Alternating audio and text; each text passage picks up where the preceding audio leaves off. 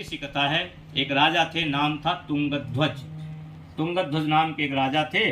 तो वन में जो है शिकार करते करते करते करते वन्य जीवों का तो बड़े थक गए, तो एक वट वृक्ष के नीचे बैठ गए। हुआ क्या कि वहीं थोड़ी दूर पर एक मंदिर था। उस मंदिर में कुछ ग्वाल वाल जो है भगवान सत्यनारायण की कथा कर रहे थे। तो अब देखा कि वट वृक्ष के नीचे राजा बैठे हुए हैं, तो स्वभाव है एक, देखो अगर भंडारा करोगे, प्रसाद वितरण होगा तो जो नजर में आएगा सबको दोगे, है ना।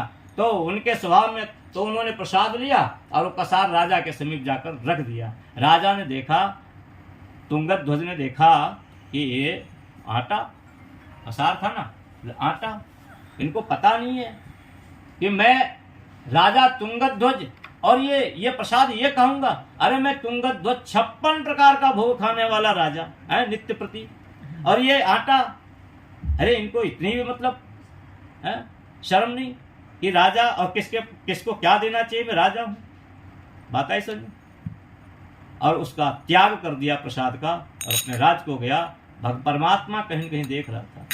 और जैसे ही राज्य गया, शत्रुओं ने आक्रमण कर दिया, पूरा राज्य नष्ट हो गया। सब राज्य गया, पुत्र गया, धन गया, वैभव गया, ऐश्वर्य गया, सब गया। परमात्मा भी कहीं न कहीं देख रहा था। हे राजा तुंगध्वज, जिस प्रसाद का त्याग कर कर जिसका अपमान कर कर तुम आए हो ना, जो 56 प्रकार का भोग मैंने अगर तुम्हें खिलाया है, तो वो भी मेरा ही प्रसाद है। और ये जो आटे का प्रसाद है ना, कसार, ये भी मेरा ही दिया हुआ है ना। भगवान को श्राप दे दिया, सब नष्ट हो गया राजा तुंगध्वज का।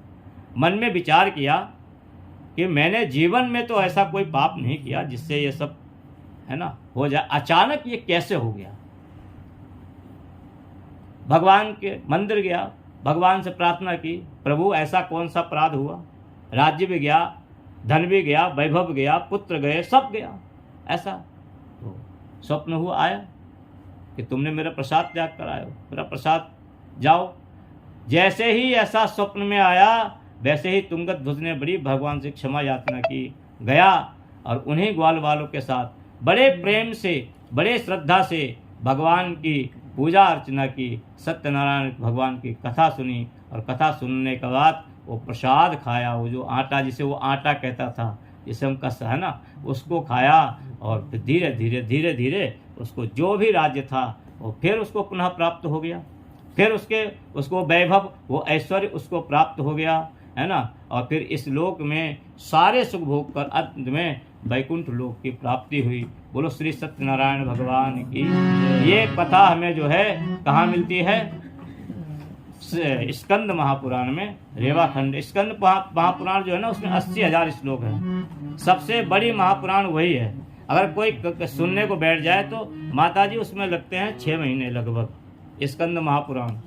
इसलिए उसको वो भी होती है, लेकिन उसको करने का तरीका यह है, पहले क्या हुआ, संस्कृत में सारे ब्राह्मणों द्वारा मूल पाठ करवा लिया जाता है और फिर उसकी कथा जो है वो कर दी जाती है ना। तो ये उसी से ही कथा ली गई है। बोले श्री सत्यनारायण भगवान की।